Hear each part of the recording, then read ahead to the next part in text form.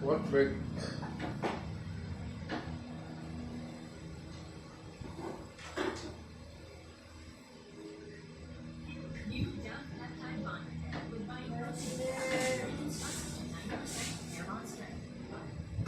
Hair reborn 20 times stronger. New Dove. Sira ko. Kahapon.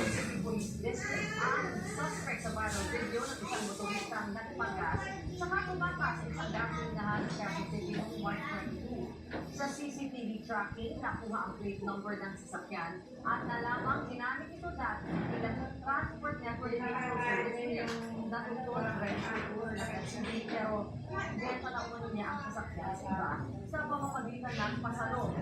Sa patuloy na pag-iimbestiga, nakukulit din ng pulisya kung sino ang sumalo at nakilala na rin ang driver. Nakipag-usap na umano ang PNP sa kasalukuyang operator ng sasakyan. Inaasahang haharap sa Laloma Police ang suspect para magpaliwanag. Nagpaliwanag din umano ang driver na nais mag-story sa gasoline boy. Sa kabila nito, tuloy umano ang pag-isangka ng kaso ng polis laban sa kanya. Wala isang binigay. Ito ang siguro na Malacanang sabay diit na pro-protection na ng international bansa sa harap ng posibleng joint oil and gas exploration ng Pilipinas at China.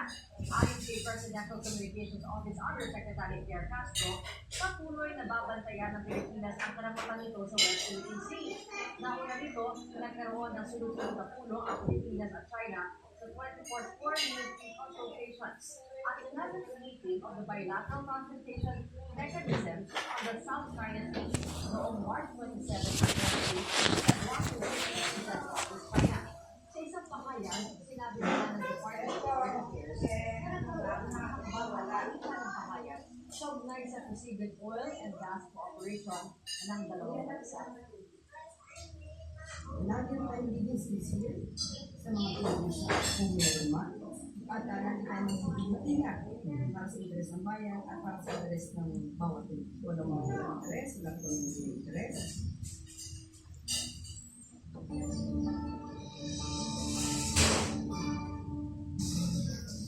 Alamin natin ang magiging lagay ng panahon kay ABS-CBN President Meteorologist Ariel Rojas. Gaano at init ngayong Semana Santa. Alam mo, Adrian, tuyo at mainit sa mga bahagi ng pagkakasama ng Semana Santa. Dito, mahapin sa balat. Ito dalawang weather systems. Una yung tinatawag na range o extension ng isang high-pressure area mula pa sa may silangan ng Japan sa Influenza sa may northern Luzon. Maaraw sa mga lugar na apektado ng waves dahil pababa ang direksyon ng hangin kaya wala na rin buong ulap. Umihit din itong maingay na hanap sa Pasipiko yung spring ng bansa sa ibang pahagi ng Pilipinas pero ito itong dalang mga moisture kaya bukas nasa 41 degrees Celsius activities. Ang sa ating kanawain sa Coast ng May, Cotabato City, habang 40 degrees Celsius na sa May Palawan, Tagupan City, Baeta City, Mabusaw Cavite, Lubos sa May sa Occidental Mindoro at Mindanao. Para po ng pag-asa, iwasan nila ang activities mula alas 3 ng umaga at alas 4 ng hapon para maiwasan ang fatigue, heat cramp at heat exhaustion. Dagdag po ng ahensya na nasalin ang pag-inom ng tubig, magpahinga sa lilim, magsuot ng preskong damit, gumamit ng payo o sombrero at iwasan muna ang alam ng check habang nakilala.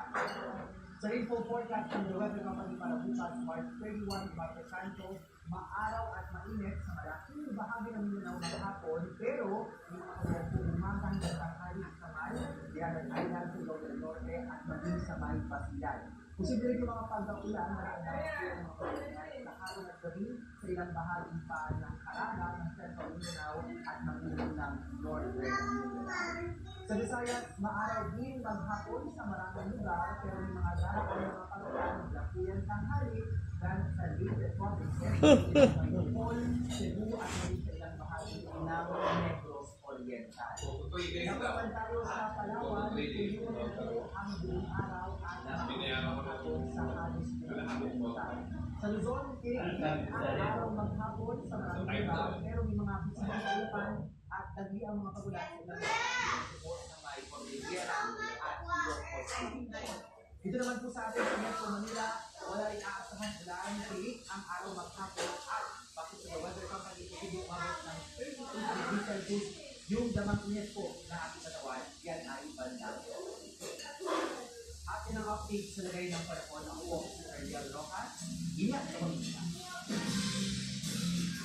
Daman-dama ng karaniwang Pilipino ang krisis na dulot ng sigalot sa Middle East. Pero ano-ano nga ba ang mga ginagawang hakbang ng pamahalaan para maibsan na ang epekto nito?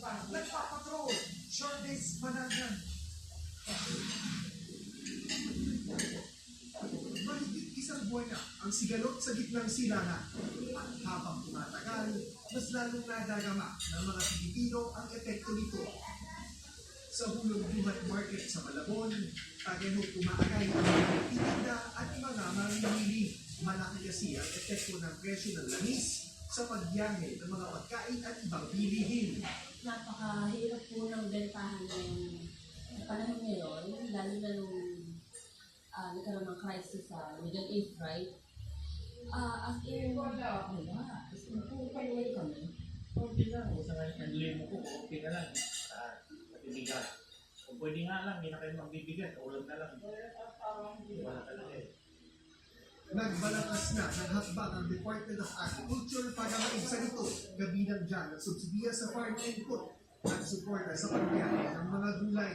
Ang nakikita lang natin, base po sa panayam natin sa mga bendera, ang talaga lang pong epekto ngayon is yung pagbabiyahe nila, yung pag-angkat nila from, usually po, Divisoria sila kumukuha dito, so doon po talaga tumaas.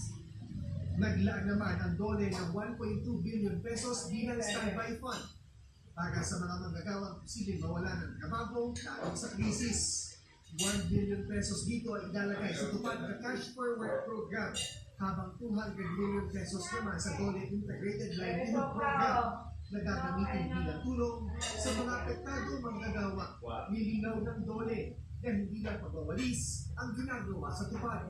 Gusto natin ang work program, something that is meaningful, makabulukan, makakatulong sa kanila. So, tingnan mo natin kung sino ba talaga yung mga nangangailangan at ito pong ating tupad program, agarang assistance po yan para sa kanila. Samantala, pinag-aagalan naman ng SSS ang pag-aalok ng loan moratorium at penalty condonation para matulungan ang mga miyembro na hirap magbayad sa ngayon. Kung maaprubahan, posibleng kapalitan muna ang pagbabayad ng mga loan at posibleng hindi na pagbulkahin ang mga na-delay sa kontribusyon. Pinag-aagalan din ang pagpapalawig ng deadline ng kontribusyon para sa mga employer at individual paying members. Binigyan naman ng 5 to 20% na discount sa tola mga jeep, motor jeep at pampublikong bus sa iba't ibang expressway line na SLEX, NLEX, SLEX, Star Tollway, MCX at Cavitex. Tatagalan discounts hanggang sa May 22, 2026. Para sa mga vendors ay tinapos na po yung discount sa account nitong mga centers lang na hangarin po. Minsan naman ang mataan na paper sa ating mga mananahan.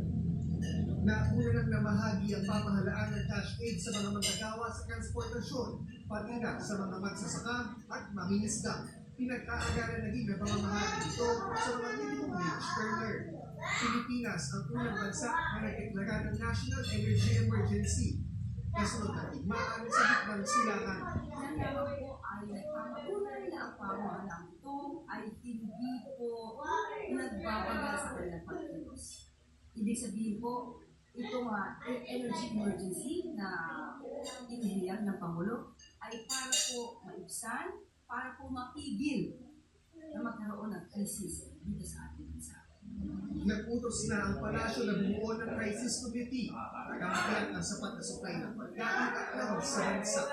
Patuloy na kahit ng palasyo ang lahat ng mga ahensya at kumpanya na nakapit sa pagkatik ng enerhiya. Nasa isang video opisina na ang pamahalaan ng monitor na nagbabawas sa pagkonsumo ng kuryente at nagawa ng biyahe ang mga government tickets maliban na lamang sa ginagamit sa pagkakat bilang pagkikit sa langis.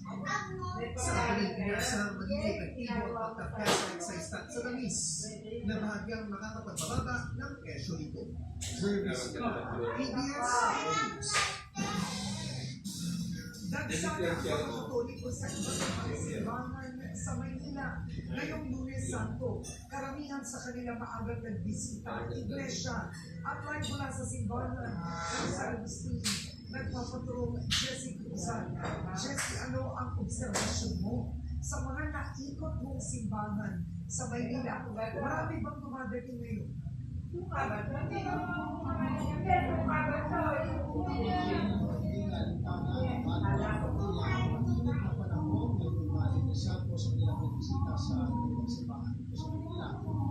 Solo, may tungo at karamihan ay pamilya ang pumarating. Bitbit ang kanilang intensyon at dasal.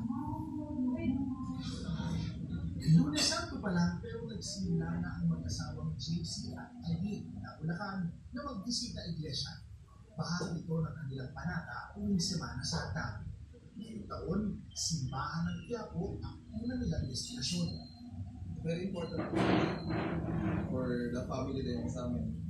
Siyempre, yung gabay ni Lord. Ang 6 po is, dahil pumunta kami sa Bayas, kung saan po kami madaan na simbahan. Doon po namin kukumpleto. Sa unang edad, isinasabuhay din ng kanilang mga anak ang tradisyon sa mahal na araw. Masaya po ako kasi dahil po may support sila kami at dati po magsimba. And kumpleto rin po kami. Ang mag-asawang Imelda at Ernesto naman, sinamantala kung hindi masiksikan sa simbahan. Anak-anak, panatiling maayos ang mga anak ng pamilya. At bigyan kami ng malakas na katawan. Awalan Diyos maayos ang buhay ng anak namin. Nag-iisa na rin sa simbahan ng Quiapo ang tradisyonal na pabasa na magtatagal ng halos 4 na oras. Actually po, ginawa ko ang pabasa nito noong 1703 bilang way of catechism o pagtuturo ko ng buhay, ng kamatay, at ng pagkabuhay ko ng Yeso Cristo na dinadaan ko sa pag-awit ng mga tubig.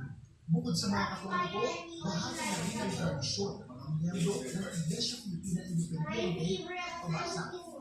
Very mindful kami bilang bata kung paano yung maging aware sa mga pinagdaanan sa Kristo nung siya yung pinahirapan natin sa kanyang pagkamatay at muli patuloy.